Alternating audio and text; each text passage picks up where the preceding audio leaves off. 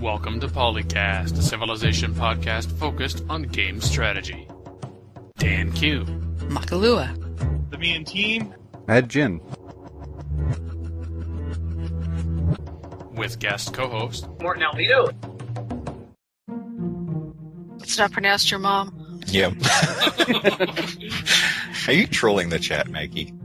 No, I'm My not. job. I don't know what's happening here. Phil's losing his troll job. Phil, your services are no longer required. Man, I take one new job and I look over my shoulder and my trolling job. It's just, people are all over it. It's craziness. Hello, and welcome to episode 154. I'm Dan Q. The answer, simple, elegant, stately. The question, what are three antonyms to describe PolyCast? I'm also joined by a regular co-host, Makalua. And if you think having the Super Mario theme stuck in your head is bad, wait till you get the Zelda theme stuck in your head. The Me and Team. Double kill. Triple kill. Gods and Godlike? kings like. Nope, gods and kings like. Imagine. Mom! I want my mom. And our returning guest, Martin Alvito. Hello from the Diablo 3 Real Money Auction House. So wait, you're talking about Mom. Does that mean that Firaxis is going to remake Master of Magic after they remake XCOM? Hell no.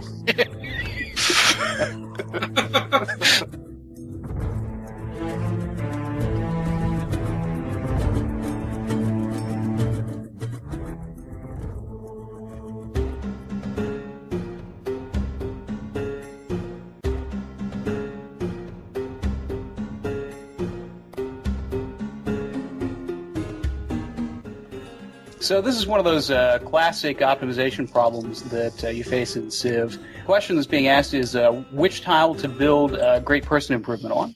And the question that Anandis is asking is, when I settle a great person, I'm always in a bit of a dilemma where to settle him. Whether to settle him on a rich tile that supplies food and hammers and gold in and of itself, or to settle it on a poor tile that makes that tile worthwhile.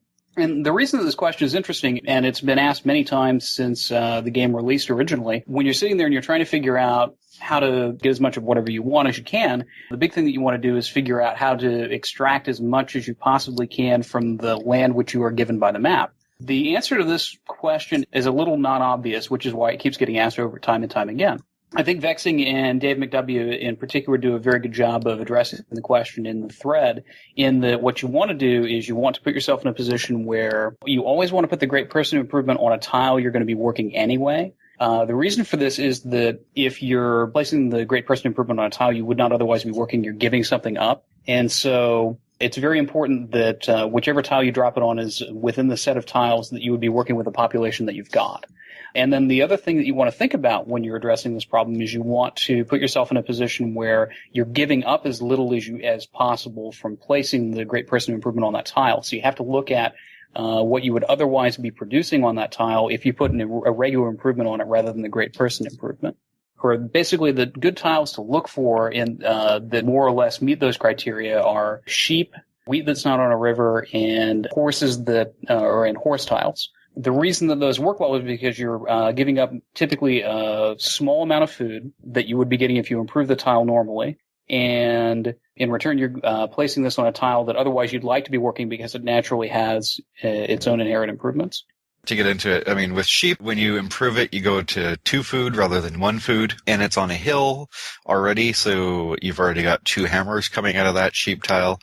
And as long as you have another pasturable tile around, you can always build the stable if you have it pastured. So if you build the stable, you're still going to get +1 hammer on that sheep because the stable building, just like the granary, goes towards the resource itself, not the improvement.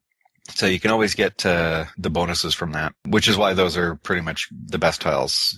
Slapping it down on a straight desert tile is almost always the worst thing you could possibly do. One of the other things you have to balance out is the amount of food that you're running. You may be able to drop down a lot of great people improvement tiles, but if to work those tiles you have to turn around and work, another twice as many food tiles, then you're going to end up causing yourself less useful balance in your city than if you can find a way to sneak some food in there with the actual great people tiles. It's been the same as in earlier Civ games as well. It's one of those things where if you just run the math on it, you'll see it. And it might not be intuitive at first, but it was the same deal in Civ 4. You have floodplains and you have some grassland. You want to cottage stuff. Unless you have massive amounts of work returns and you farm everything at first and then grow and then switch it all instantly to cottages later. And once you're already at the optimized city population, you're always better off just cottaging the floodplains rather than farming floodplains and cottaging other tiles. And it's the same thing with high yield great people improvements in Civ 5. You really want to be on a good tile from the start there. Yeah, I think one of the popular solutions that's usually a mistake is to put the improvement on a 2-food grassland tile, thinking being that you're giving up very little in order to do it. But the problem with doing that is that that's a tile you don't really want to be working in the first place, because you basically, in order to work that tile, you have to grow another growth step in order to put somebody onto it, and that takes time.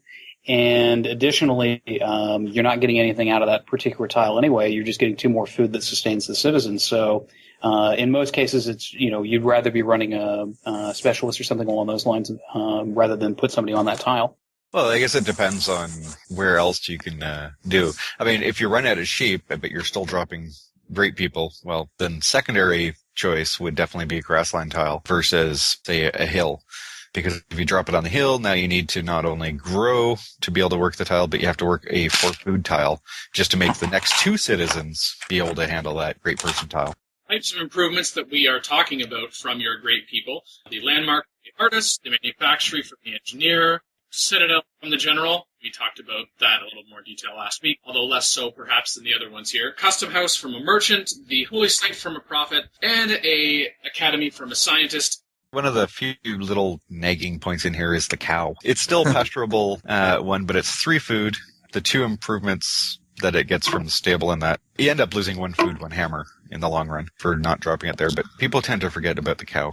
And actually, I probably want to put the manufactory on the cow versus on a hill. Especially in Gods and Kings, there are 3 improvements for it. So with Gods and Kings, Mind Hill is +3 over that. So that's already up to 5. So if you're dropping a manufactory, now you have 3 versus another 5 for the manufactory. So you're actually only going up +2. Whereas if you, say, drop the manufactory on the cow, well, you're actually making more food and you're only losing 2. So you're actually up +3. Yeah, I totally forgot about the cow. I've put a lot of Babylon academies on cows over my time playing this game. There's a growth function here. Do you want to continue growing that city or not? But you're not really losing out much on putting it on the cow then, I suppose, as opposed to another tile. Well, you lose the food for fertilizer, which is way deep into right. into the tech tree. So it's well worth ignoring. Well, the thing about it is that a lot of times you want to share a cow, like you're doing an ICSE sort of plan, you want to share that cow tile around across different cities until you have something like the National College up. Because what you do is you use that tile to grow, your initial cities next to the capital. Yep. Well, it's pretty much all tiles. The only one that you should never put a great person tile on, and I think it was said in this thread somewhere along the way, is don't put it on a luxury, because you won't improve the luxury with the great person tile. Oh. And we want a shiny happiness. If you do have a Petra-based desert city, then it is worth dropping them on the deserts, because you'll end up with a 1 food, 1 hammer, 1 gold from all the desert tiles, and 1 faith if you went desert faith. So it is worth dropping great people tiles all over that, as long as you have the floodplains to keep it going. D. Thompson 32 on CFC asked, are helicopters kind of meh, or is he missing something? Basically, with the switch from Civ 5 Vanilla to now Gods and Kings, he finds that he's generally ignoring building the helicopters. When he first got the game, he was so excited to use them because they sounded really cool. And then he found out that artillery and bombers and fighters just wreck them. So, given that they're very fragile, little defenses, and their big bonus is attacking tanks and armor, does anybody actually use these things? And if so, what's the strategy that he's missing to make them effective? With Gods and Kings, the Spearman upgrades to the Pike, upgrades to the Lancer, upgrades to the anti-tank gun, and finally you get your helicopter. Building helicopters straight, nice and clean, building them outright rather than upgrading into them, they do tend to be a little more painful to use, because you have to go through 2 mobility promotions or 2 anti-armor promotions before you get to logistics, and logistics is the thing that makes helicopters useful, because at that point they can attack and move, kind of like their horse-based predecessor of the Lancer. So I guess on the strategy side of things, they are 60 combat strength unit in the late game. Infantry are 70, give or take. Bombers and triplanes are about 50. So yeah, they're in the mix there. They're probably a little weak on the pure combat strength side of things, but they do get a plus 100% versus armor units. So, and that's before the other promotions. So they're about 120 versus modern armor, and modern armor being at 100. If your opponent has a bunch of tanks, helicopters are great because you can move, attack, and then get out of there, especially if you have a bunch of mountains floating around, because then they can't attack back with normal units, except for the air units, of course. Otherwise, I think helicopters, even in Gods and Kings, it's best just to upgrade into them. Because if you have the Lancer, the move after attacking, as far as I remember, it's still around. Yes. It sticks around on upgrade. So you can have that move and move after attack on helicopters right away, which of course is a little silly. But also given that they upgrade from pikes and spears, and with the Lancers, you can get yourself to march on those units fairly easily, and even add in some charge while you're a Lancer, and a few other things. At which point, if you've kept your spears and pikes and Lancers around and been able to promote them, then you can have some very, very powerful helicopters flying around, especially Persian Immortal helicopters with March. Towards Match is also saying very good for scouting because they ignore terrain costs, and in addition to mountain tiles, they can hover over ice tiles. Along the lines of general griefing, Snarsbury in the thread points out that if you take the Ottoman unique Lancer unit and you upgrade that to a helicopter, you can pretty much run around and pillage like a complete maniac. Yep. It's like 8-move helicopter. Pillaging for free. The thing that people tend to get into the problem with is there's a lot of people who are still bomber focused as a primary attack unit, and therefore you might have a couple fighters to go along with that. And so if you do bomber-centric strategy, then yeah, helicopters are kind of less useful because, well, bombers are going to take care of pretty much everything. Fighters for interceptions and air sweeps, and then helicopters can't take cities, so you're still going to need something other than a helicopter to go mop up cities. But if you don't have a bomber-centric approach, which is kind of rare to see, but can be just as viable, then helicopters are very, very useful. Rocket artillery and stuff like that is typically in behind the front line, and if with helicopters moving upwards of 8 tiles at a time, that's very easy to flank around and take them down, provided you have air cover. And note also that the gunship we talked about, moving as a land unit, no defensive terrain bonuses, and also requires aluminum. Yes. The upgrade path, important, but just, I wouldn't be upgrading all of your... I can upgrade all of these Lancers that I have, or finally upgrade some of these pikemen up to helicopter gunships. I wouldn't be doing that for every single one. That aluminum is precious. True, but now you can get 10 of your own just by building a couple recycling centers. So you can balance that out. But no, they are not like the core. No one should ever use them as the core of an army, especially since you have to stop at anti-tank guns along the way. You're right. There are better uses of aluminum sometimes, like spaceship parts. Stealth bombers. Yeah, good luck. I'll have about 50 helicopters by the time you get to stealth bombers. Yeah, but Not if it's vanilla. Yeah, it's not vanilla no more. We don't play that game. Lol. I'd still rather hold on to my aluminum for the stealth bombers and forget about having so many helicopters.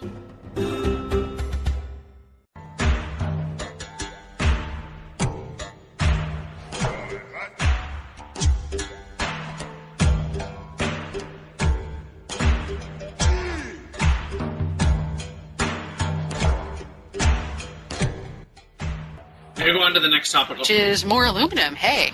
Ooh, there's a segue inherently built right in. Hey, all right. Yeah, Amorphous over on Fanatics wanted to know if, suppose he had aluminum from a city-state, which allowed him to build a hydro plant. If he no longer has an aluminum, does the hydro plant still do its job or not? Yes.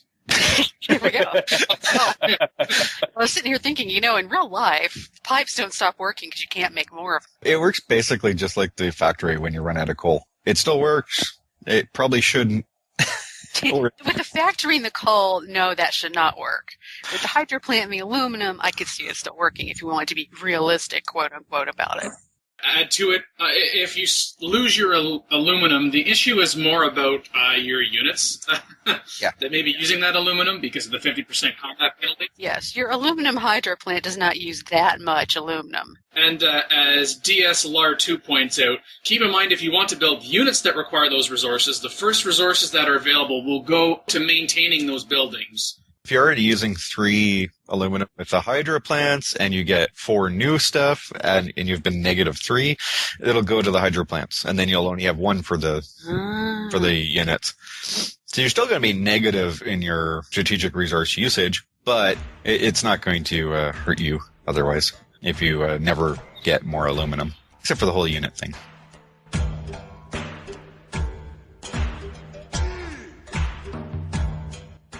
Artifacts 1 over on CFC asked in the new Gods and Kings section, now that everybody's been playing it for a while, do you think social policies are evenly balanced now? So are there still some weaker or more powerful in general, or is it balanced? What people tend to focus on the more evenly balanced are, with Gods and Kings, a number of the social policies got shifted around. And by shifted around, I mean little mechanics changes happened, even though the social policies are still the same in most cases.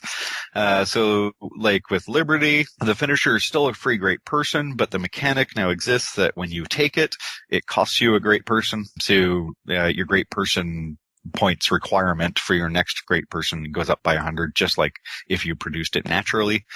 So that was a point of balance. The Free Settler got moved to where Republic used to be. So Republic and the Free Settler got switched. So you don't get your Free Settler as quickly as you would in vanilla. And then Tradition, of course. Now you have 4 free aqueducts on the finisher. Legalism actually works for once. Yes, and legalism giving you a free culture building in your first 4 cities, otherwise known as a monument, or if you have the unique building for that, then whatever that's called. Yeah. Or if you wait and take it later, you no longer have to get to the tech before you take legalism. You just have to have the buildings in your first 4 cities that are the prerequisites for the building that you want. A lot of unique buildings slightly skewed because they're temple replacements now rather than amphitheater replacements. Otherwise, I mean, that's the primary point where people look to question balance. Is Tradition or Liberty more balanced now that Liberty is slightly more expensive to take? Tradition and Liberty are a lot more balanced, and that seems to be what people are saying in this thread. When it comes to the other social policy trees, though, that's where most of this discussion gets broken. Rationalism might need a nerf. As a comment, Rationalism got a massive nerf hammer to it in Gods and Kings already. And the massive nerf hammer is the fact that while the policies in Rationalism did not change, they got rearranged. So the 2 free techs are now on the finisher, so you actually have to finish the tree to get the most powerful social policy in the late game, at least out of Rationalism anyways. The research agreement boost got moved to Scientific Revolution, so you need 3 social policies, not 1, to get your research agreements going on. Happiness got nerfed in a massive way on social policies, especially in piety, where you're no longer getting happiness from temples and other former culture buildings. I think in the grand scheme of things, piety might be weaker, though I think people are still discounting piety's power on founding A religion. Yeah, and then keep it. A lot of the discussion breaks down into, like you're saying, tradition and liberty, and in there some people also question whether you should be going honor instead, and then it became more of a discussion of, as kind of a secondary tree, after you decide between tradition and liberty, do you go honor, and how far do you go down honor? When it comes to piety and rationalism, I would agree that I think that you were getting at that piety is being discounted as far as founding a religion goes, although I do much prefer rationalism, even though it comes a little later. And as far as, well, how else are you going to be able to found a religion, Dan? Well, between, religious city-state alliances or just finding them, working particular natural wonders, and getting, your shrines up, and then going to philosophy to get your temples, I'd much rather wait almost all of the time for rationalism. And of course, the reason we have this discussion between piety versus rationalism is that you cannot be working both of them at the same time. Then the other discussion that really haven't touched on just yet is the freedom versus autocracy versus order, which I think is, out of all of the social policies, the most interesting discussion and the one that opens itself up for the most arguments in terms of favoring one over the other. Order, increase happiness 1 per city, yes. Being able to purchase great engineers with faith. With the faith, there's a lot of ability now to be able to purchase great people with faith. And my favorite, just to go back to rationalism, is to be able to purchase great scientists with faith, which is another reason I love rationalism over piety. Adopting all policies in the order tree will grant +2 food, production, science, gold, and culture per city. It used to be 1, but for me, the opener of increasing happiness by 1 per city, we talk about before order being, as described in the game, best for large, sprawling empires. I'm not saying it is the best, but it is a best. Talking about, production and science, it seems to go well with me with rationalism, because you can get down to planned economy, where factories increase city science output by 25%, and we now have the addition in Gods and Kings of building factories half the time. Socialism, gold maintenance cost of buildings reduced by 15%. It used to be 10%. So I really do like order, and it's actually one of the social policies, in addition to liberty, that I like to go for the finisher because of the strength. But I don't want to knock either autocracy or freedom.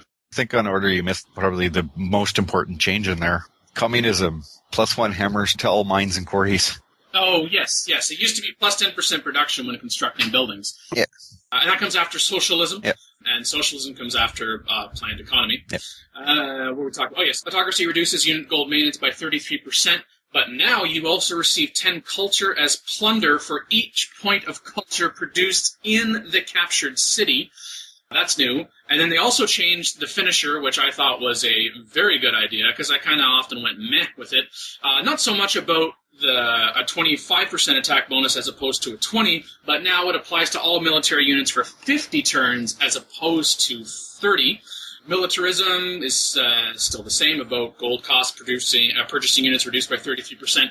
Police state used to be minus 50% on happiness in annex cities. I think this is the best boost to autocracy. +3 local happiness from every courthouse. Build courthouses in half the time. And yes, there's also the spy benefit there. I'll say it just for completeness' sake, even though I don't think it's particularly awesome.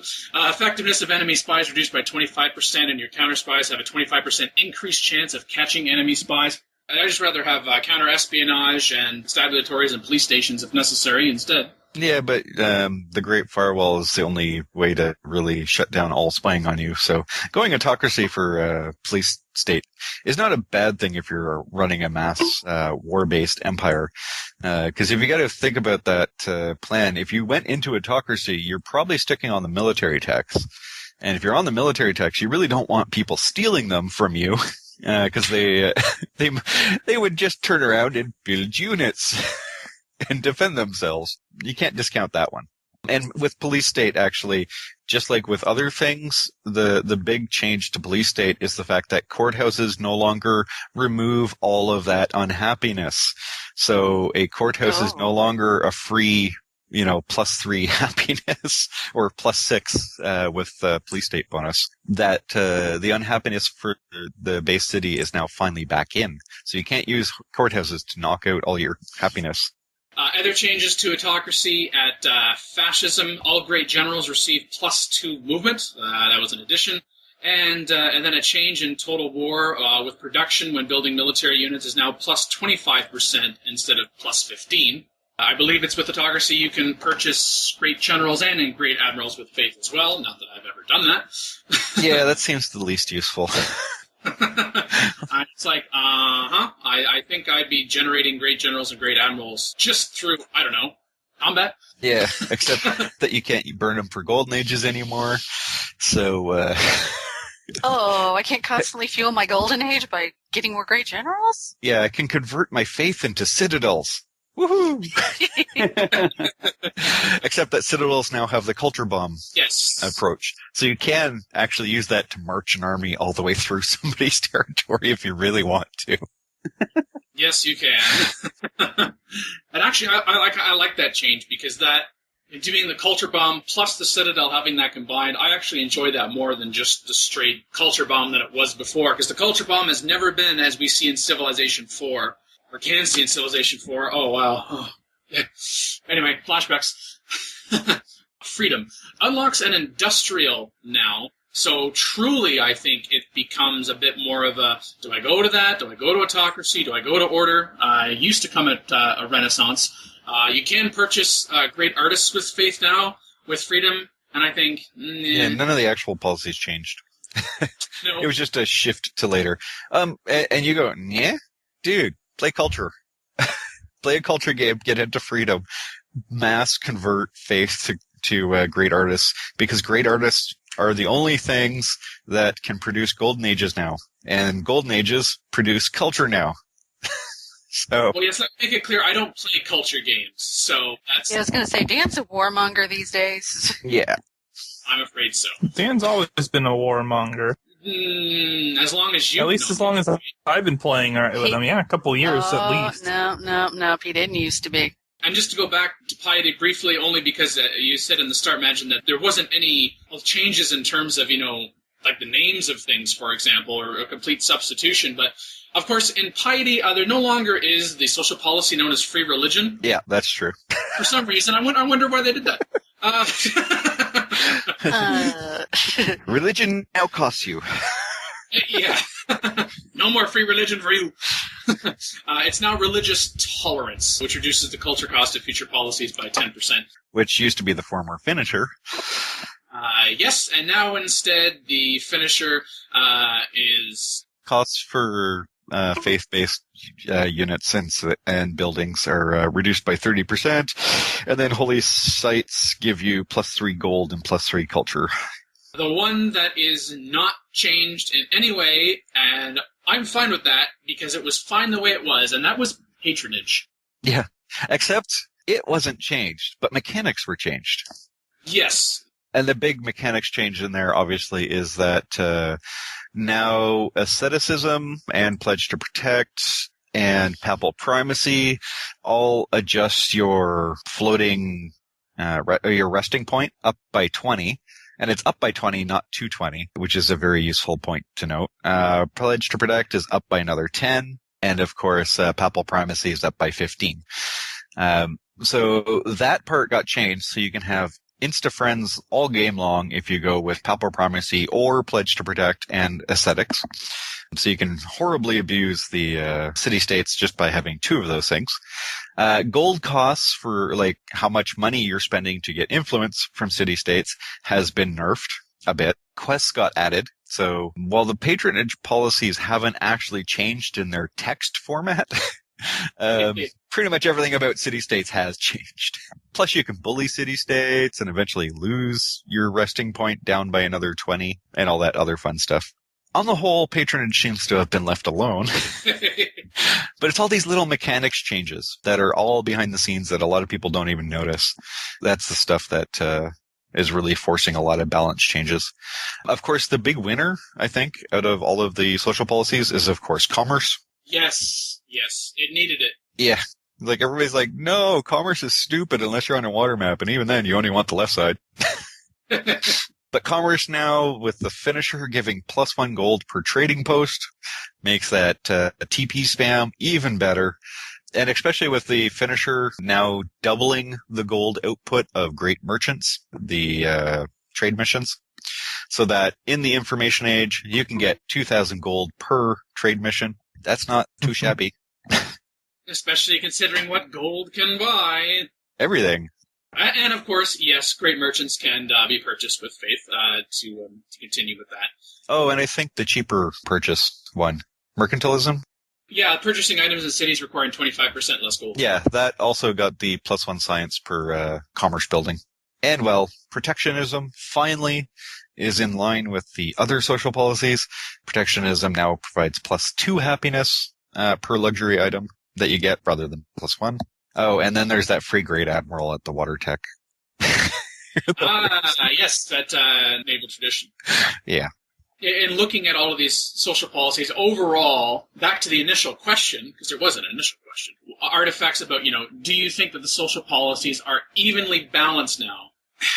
In a way, yes, and in a way, no. I think that they're more balanced, but if you said that they were evenly balanced, someone could interpret that as, well, then how do you decide which one to go for? And as we already talked about, like, for example, freedom, not interested in a culture game myself, I just kind of go, that's nice, and look somewhere else. Whereas, of course, if you're playing a culture game, it's like, ooh, shinies, goodies. There are those that are, I would say, more specific, geared towards specific strategies, but then other ones that can help you, not so much regardless of what you're doing necessarily to that extreme, but are more versatile. Like commerce, for example, patronage, although, of course, if you're not playing with city-states, and I would say, generally speaking, and I already kind of touched on this, I said, yes, rationalism for myself over piety. I would take order over autocracy, but autocracy over freedom. And when it comes to the tradition versus liberty, I know there's the versus honor in there, but I'm kind of, now let's just talk about tradition versus liberty. That is the hardest one to say, but I think on balance, I would choose liberty over tradition, but that's not exclusively. There are very few social policies, I would say, other than freedom and even piety would be the two social policies that I would be very unlikely to choose any. And, of course, freedom more so because they come at the expense of order or autocracy. But I think that the even balance means that I have more of a mix. And because of how more balanced they are, I have to think a little more about which ones do I actually want to go to the effort of finishing, because depending upon the stage of your game, what it is that you want to do, and sometimes also what it is that you can do, you may have to change your mind. And so overall, I like it. Well, I'd say it's better.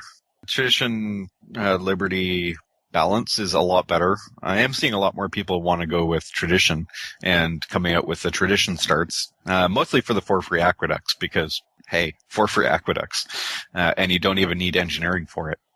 You just get the for free buildings. So you can completely ignore that side of the tech tree and still get them. So I think that's better. Honor, people just don't get the concept, I think. There has been other threads, which we may get to in other shows. We're talking about honor, but it's the three styles of empires. Either you build your capital up nice and powerful with a couple satellite cities with tradition, but you do that peacefully. You go liberty and just try and spam cities all over the place, or at least take up more than the 3 or 4, but it's still, you're doing that peacefully. Or you go honor because you have Monty, 2 feet from you, and his cities look better than yours. So you go for the, I'm going to do an early game fight sort of plan. Honor does work, as much as people are usually saying that it doesn't, but they're not aggressive enough. An honor start can work if you are going to steal somebody's empire. If you convert all the effort and everything spent on building the military and going honor into taking cities, then you absolutely have a perfectly fine start. If you take honor and then just sit there and farm barbs, probably not as useful as a primary. So I would agree with that. Oligarchy plus honor, always useful. Actually, honor now more so than ever because of the free happiness with walls and castles and such, which you absolutely will be building a lot more walls and sometimes castles in Gods and Kings than you would in vanilla. Otherwise, you're just going to lose everything. Yes. And then with that professional army, you start combining it with a certain wonder that we've talked about before, and even more happiness. Yay, Neuschwanstein. Yes, the one at Railroad. Oh my gosh. Yeah, the one balance problem that I think is still a little bit intractable here for them is the fact that the industrial era social policies are, at least in my mind, pretty much always going to be underpowered simply because if you're playing ideally, you're simply not going to have enough time to get through the tree, no matter how hard you try, unless you're playing a culture game and ripping through freedom. The issue is basically that you can only, you only have so much time to get policies once you get to the industrial age. And I think of the AI as like a clock. It basically is at some semi-random interval going to get nukes and nuke the snot out of you and beat you if you don't get out of the game before it gets to that point. The one thing that still concerns me a little bit about balance is that I think that order and autocracy in particular could still use a little bit more oomph even than they've got, having been souped up. I guess one thing you have to keep in mind is that the industrial era is not exactly the watershed moment that it used to be. With the addition of the atomic age, and the fact that riflemen and industrialization and a few techs like that are now in the industrial era, a lot of stuff got pushed back. But even still, I mean, if you go based on a number of turns sort of plan, You should hit industrial about turn 150, 160, maybe 170, depending on how fast you plow into it. And you're going to add another 100 turns almost to your game on that. Unless, of course, you're doing super speedy things. But I'm sure some of those research agreement issues will get patched out pretty quickly. Because research agreements and Great Scientist bulbs all got changed for Gods and Kings. So you're not going to fly through the tech tree as fast as possible as before. Some adjustment in there, but that's probably why Autocracy got the boost for culture in its opener, so that if you are using Autocracy to go military fighting, then you're going to get culture from all those cities that you're taking. So that'll help plow you through the social policy tree. Order doesn't have it, but then again, Order doesn't need it. Plus, happiness at the start is pretty much one of the most powerful policies of those trees, of the three. So, especially if you have wide empire. It's the opener that really often tips the scale. And you know what? If you went piety for your religion instead of waiting for rationalism, all that extra happiness gets converted to culture. Just saying. I'd still rather have the science advantage, to be honest. But that's a nice thing about a lot of these changes to the social policies is, there's more than one right answer. Yeah, unfortunately, theocracy is never the right answer. Plus 10% gold from temples just doesn't seem to be that useful. And I would suggest that that's probably the weak point, is theocracy. It'd be nice if, now that piety is now half religion, theocracy, organized religion, the opener, and even the finisher, it's all religion-based. It'd be nice if theocracy gave you some sort of bonus to religious spread within your empire, or at least something along that line. Yes, there was someone in the thread that said piety seems to have this identity crisis between culture and faith. I think that's well put. Most everything else in piety seems perfectly fine. Now, of course, do you need a religion to play in Gods and Kings and still do fine? No. But if you want to find a lot of faith so you can actually buy those great people late in the game, piety provides faith. And you could decide that if that's the only reason you were going piety, once you have it, you could take rationalism later. That is true.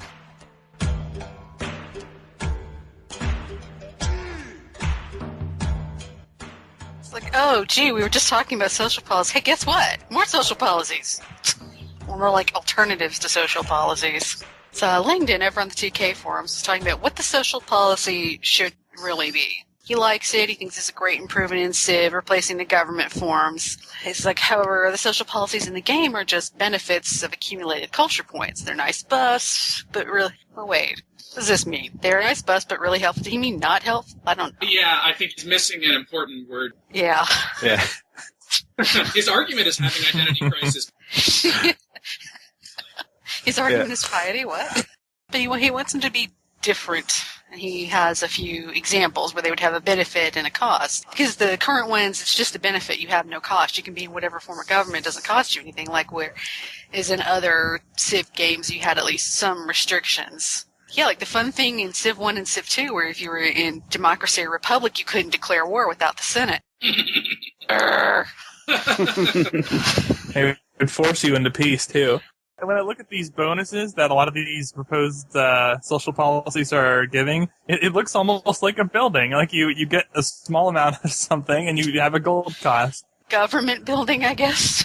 Yeah, and some of them are more expensive than it'd be worth, like organized religion. Plus one faith from shrines and temples, and you'd cost 1 gold per shrine and temple.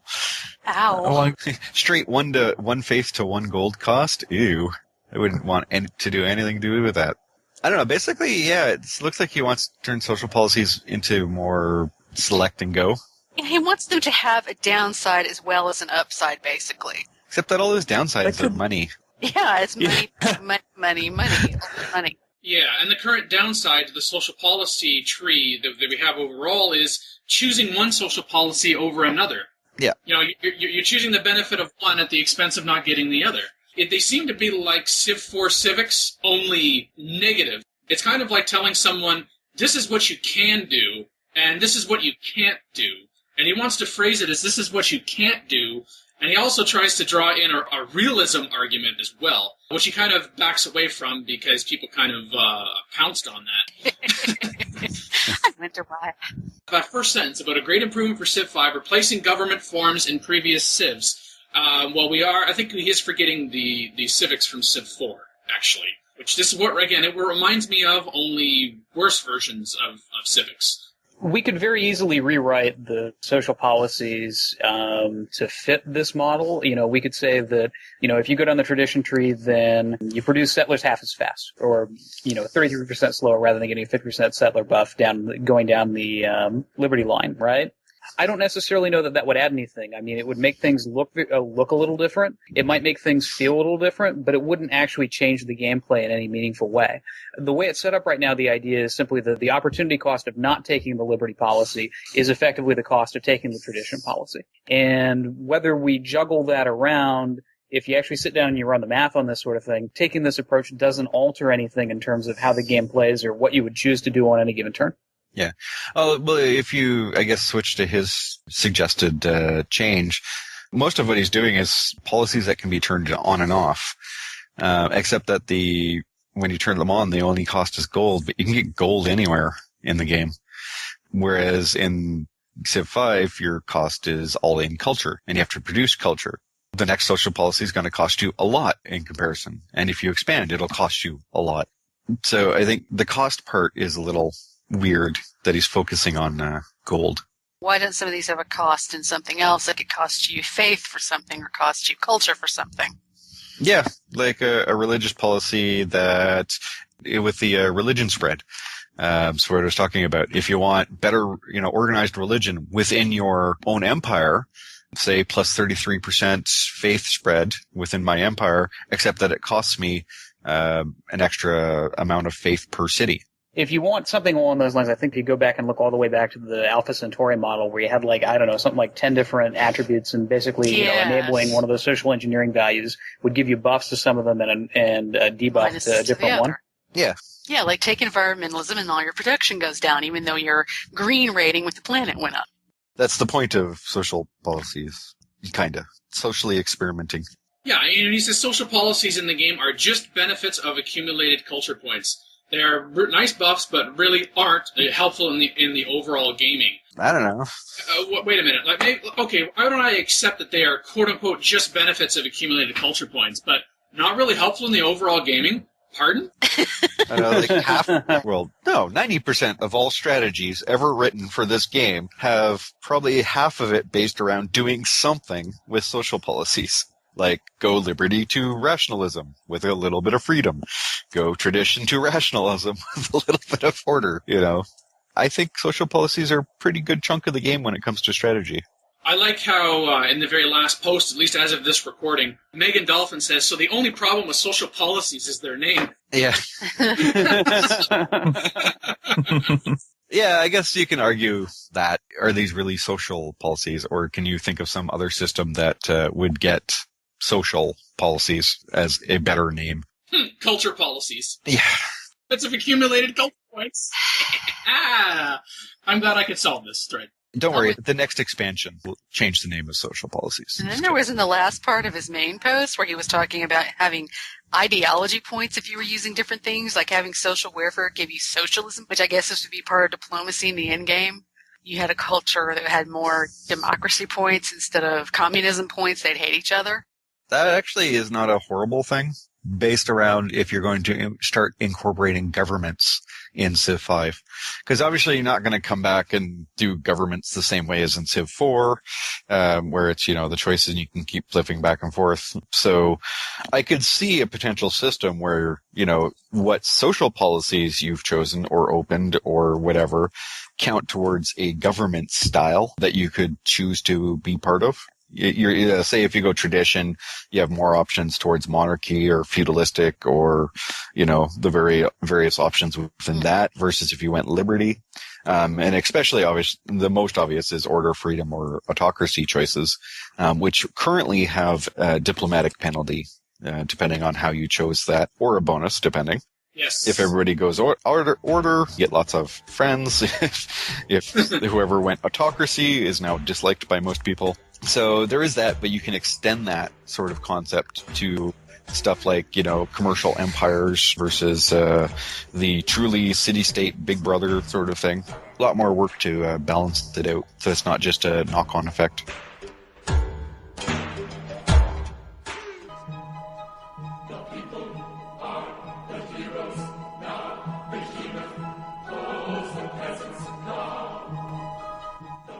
comments on episode 153. We have a few here.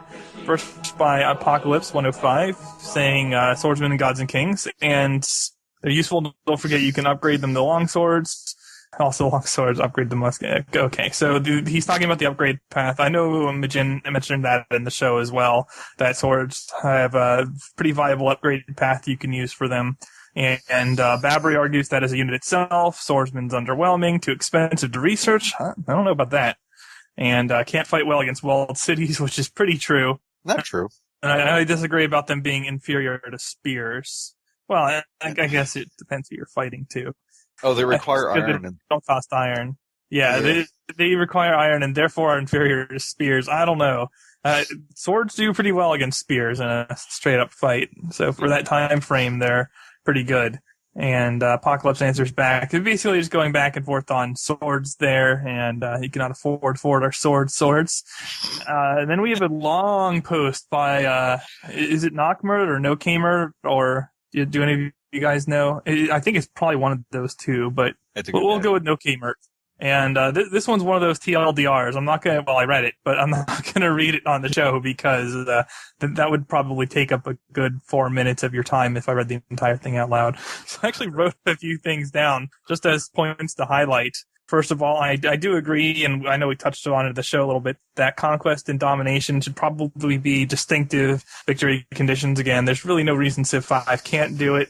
It would not be that hard to implement, most likely. So, yeah, I don't see any downside to that. You get conquest if you take all their capitals. You get domination if you control that much percentage of the world's land. Different victory conditions, different challenges to getting them. Domination would probably be the harder one on a consistent basis, but, who cares? There's always going to be harder and easier victory conditions. The capital as a political force, that's basically what the second paragraph sums up to, is an interesting concept. He's basically suggesting that capitals are still important. He rescinded his assertion that they should be raisable entities in terms of burning them down, but he feels like the AI should try to bargain to get it back and stopping war agreements, and should be a lot more amenable to getting host if it's already lost its capital. I think it would be a hard thing to balance mechanically, and then when you go to multiplayer, that mechanic would be out the window because human players probably wouldn't care. He's like, I got your capital. Yeah, that sounds about right. Yeah, well, yeah, you control them, but they're not going to treat the loss of their capital much differently from the loss of any other crucial city, aside from the fact that they're probably almost dead if you took their capital. But that's another matter for the most part. Diplomacy needs some things added to it. He suggests to bring back secret pacts, which I don't know. What benefit do they have? Is my real question here. That's why they were removed in the first place. Well, they got switched out for a few other things that weren't really worked, but the one thing in that paragraph that I think he's pointing towards for that secret pact is being able to get more than just one civ to attack on the same turn. So if you manage to, find a couple AIs that are willing to all dow the same other player or AI, depending on what you're doing, being able to do that in one shot rather than having to go to each individual one going, will you dow in 10 turns? Okay. Now I have a new agreement with that other civ that I have to question, will you dow in 10 turns? Rather than just all at one. I have doubts about its viability in terms of the AI, because this is something you could easily set up in multiplayer, no doubt about that. You don't even need any special game mechanics to do it. But with the AI, even when the AI tag teams you currently, it's silliness. They don't actually attack with the units in coordination. These alliances where someone declares war from across the world. I've had civs declare war on me for committing some atrocities, and then I don't see a unit for 10 plus turns. Sometimes I didn't even commit atrocities. They just declared war on me, and I don't see a unit attack me for forever. And when they do, it's like almost nothing. So yeah, they're quote unquote at war with you, but it's... You should upgrade to Gods and Kings.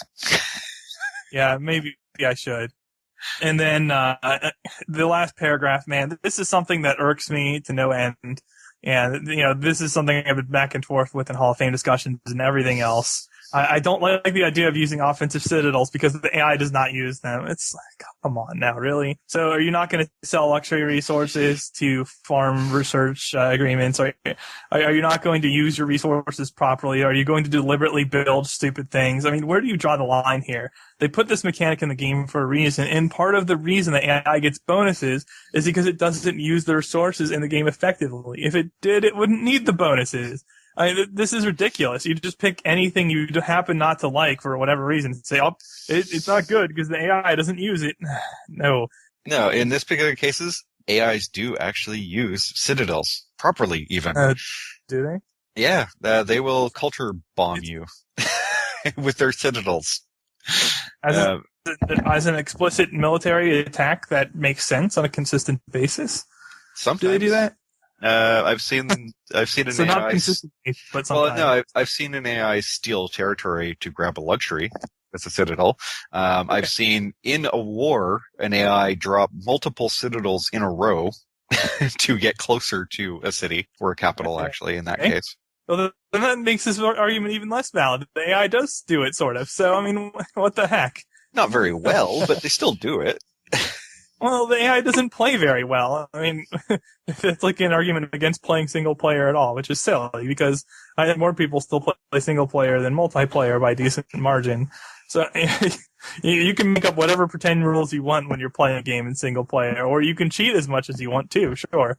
But it just seems odd to make this argumentative case that you should use only X or Y in the general sense because of AI limitations. The intention of reading this was not to roast or criticize for criticize's sake. It's just that I saw some arguments in there that we don't usually hear on this show. So to present them and to respond to them, especially given that these comments came in response to our previous episode where we were talking about these things. Yeah, this is not a and way like the idea, Alliance's idea is a very good one. It's just that the AI, I don't think, could handle it properly. But it would add flavor to the game if the AI could do tandem attacks like that as part of an alliance, and sometimes do them with you against other AIs as well. That would be a good thing for the game. I agree. There are a lot of good points throughout this entire thread, but including from Nokemert or Knockmert. Yes. Yeah, it's just the last one that he doesn't like. Yeah, that last one I do take exception to. I don't like that comment at all. I take exception to the second last post. I don't know why. Well, that's just standard. And of course, as of this recording, we are referring specifically to post number 6 because it should be listed. Second to last post might change. But, in a week, it's like, why do you hate me? Please, somebody else post. It'll be the different second last post.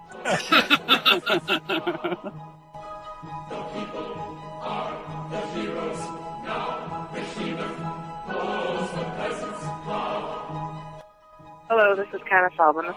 Hello, how are you? I'm doing pretty good. How are you guys? Not too bad. You have a question, comment? Well, I do have a comment to say that I was listening to PolyCast pretty much exclusively for the last 4 or 5 months because I'm autistic and I enjoy listening to the same thing over and over again, so I've heard every episode several times now. So did you come across the show 4 or 5 months ago then? I've been listening off and on since a couple of years ago, but I haven't had a lot of time up until then. So do you enjoy it? Oh, yes, I love it.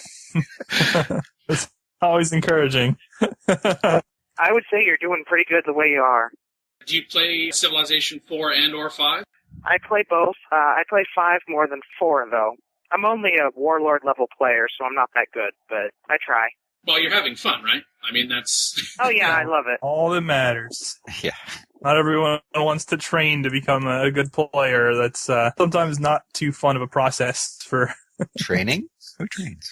You have to train to be good? I train. Yeah, I have to train to be good, man. I do push-ups. I run laps. Do you have any comments or questions on topics today? Is there something in there that you want to throw some words at? Well, sometimes I wonder why they bother changing certain things that don't seem like they need changing, but I don't think there's any answer that can be given to that because everybody wants that. For anything specific? Well, not really. Everything has changed so much in the last year that I'm just trying to catch up. Oh, you mean like with all the patching and everything else where the game's constantly getting readjusted and readjusted? Yeah, Yeah. Yeah, that can be pretty rough. And that's one of those things when you release a title a bit early and then patch it until it's actually got a balanced title, is that there is that adjustment period. The mechanics have changed so drastically since vanilla release. The things you could do in vanilla release were just crazy. I remember some of those things. Do you have the Gods and Kings expansion? Yes, I do. Had you purchased any of the DLC before then? I have all the DLC, yes. Oh, wow. We talked a few episodes ago just about rating Gods and Kings. I mean, you could give a number, but overall, would you say that you're happy with the changes? Oh, I give it a 9. I really love the changes. It actually makes it fun to play. See, there you comparatively. Oh, okay. Yeah, I actually really like Civ 5. If it ran better, I would play it quite a bit. You do have better social policy balance now. You actually have to think about what you're doing from a start to end game approach. And, the tactics are much better than you've had in previous iterations. I mean, yes, Civ 4 has some excellent tactics as well, but there's just a lot that Civ 5 has going for it. Wait. Did Phil just say something nice about Civ 5? In comparison to Civ 4? He has said this before. Until they do something about how the engine works, it's just going to slow down my willingness to play it. I still play it now and then, but... They are working on it. It's just maybe not super fast yet. But it is still based on the Civ 4 engine, and they can't quite delete the engine. I thought they made a new engine for Civ 5. Some of it. There's definitely code in there that's suspiciously the same. Yeah. Back when it was first coming out and you were interviewing people about it, there were statements that were saying that the Civ 5 engine started as Civilization Revolution PS3 engine, but that it still had all the original functionality of the Civ 4 engine. I don't remember who said that specifically, but that's what I heard on you guys' show, actually. A couple final questions to you, Candace Albinus, and then an opportunity for a final comment if you want. How did you find PolyCast? DFC. And now, how do you listen to the show? Do you download the episodes off of the website? Do you load them on through iTunes, or...? I have them all downloaded on my hard drive and on my MP3 player, and I listen to them when I'm driving. I hope you would be willing to call in again, and also thank you for listening to the show live as well. We know that depending upon the time zone and we know what you've got going on, we do very much appreciate it. You're very welcome. I enjoy it. Call in today. In North America, the number is 301-637-7659. That's 301-637-POLY. In Europe, 44121-288-7659. That's 44121-288-POLY. The only thing worse than being talked about is not being talked about. For more information on PolyCast, Our sibling shows Modcast, Revcast, and Turncast, or about PolyCast in general, log on to the series' official website at thepolycast.net.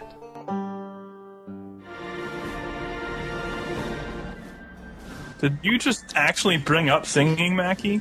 Did I hear that properly? No, he brought up singing. I think Mackie wants us to sing. No, I do not. Strategic Stop it, argument stop and it. statement No ignoring. singing. That's right.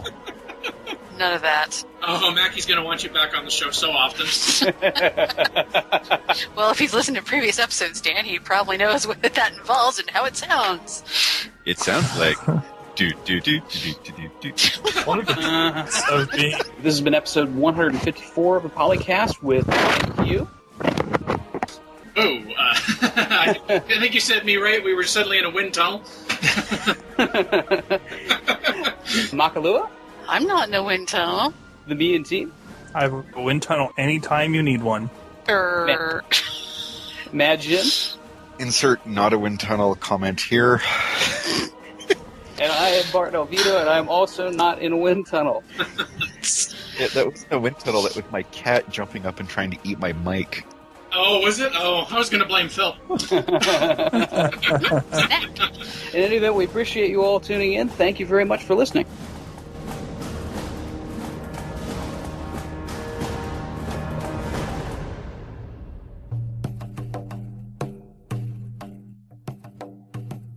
I'm past the point of saying it's impossible for me to make such mistakes because, I'm getting old or something, even though, never mind. But, aren't we all? Yeah, I actually happen to be one of the younger co-hosts on the show, so I'm kind of trolling everyone else with that comment. That's for fun. My birthday's coming up soon, so we're going to be a year older. Moments. All 13 together at the days. same time? Yeah, all of us. All of us.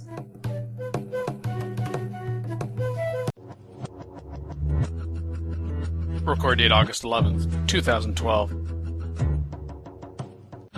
Civilization 4 and 5 sound clips. Copyright Take-Two Interactive. Copyright Civilized Communication at civcom.net.